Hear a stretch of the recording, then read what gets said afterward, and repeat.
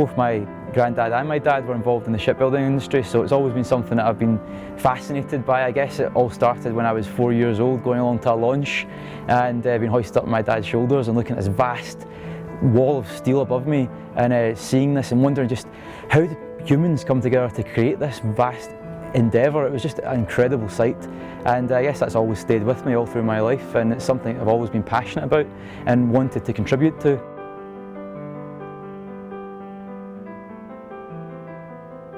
My granddad actually built the QE2, so I guess he was a joiner at John Brown's and he was involved in making its funnel, in fact, so it was quite a thing to be proud of. And my dad also followed him into the industry, as did my uncle, so yeah, it's definitely in the blood.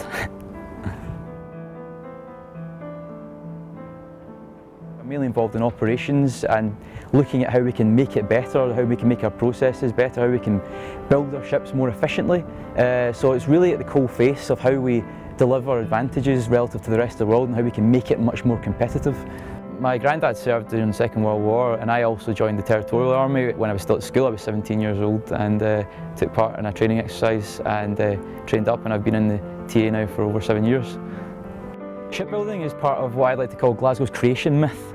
It's everybody knows about it, everybody's proud of it, whether they worked there or whether they didn't work there. It's just part of our city's soul, I think, and it's part of what I feel is the DNA of every Glaswegian, that we are associated with building things like ships. And I think it goes back to what I described, being a kid looking at these vast objects and just feeling an overwhelming sense of pride that, you know, my dad and my granddad were involved in building this, creating this vast project. And I think just to feel that I've in some way followed in their footsteps and contributing to the future of that industry in this part of the world is just something that overwhelms me with pride.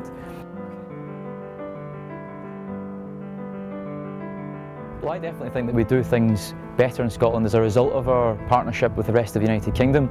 I definitely think that we share resources, whether it's expertise, skills. We have many graduates, many apprentices indeed, who have come from all over the UK to work on the Clyde because they know that it's a world-class centre of excellence. And I think that's really a great story to tell. I think whether it's cooperating across the UK to build the biggest naval ships ever built in the UK in our history, I think that's demonstrating the power of staying together as part of the United Kingdom. This whole part of the river for over 100 years has been building state-of-the-art warships for the Royal Navy. Whether it was the first torpedo boat destroyers back in 1908, right up to the state-of-the-art Type 45 destroyers that have been built on the Clyde for the last decade. So there's a real pedigree and a heritage of building for the Royal Navy. I definitely think that the UK gives us a great range of opportunities. I think we get to share resource expertise, whether it's in industry, whether it's in academia, whether it's across the armed forces. We get to be greater than the sum of our parts as part of the United Kingdom.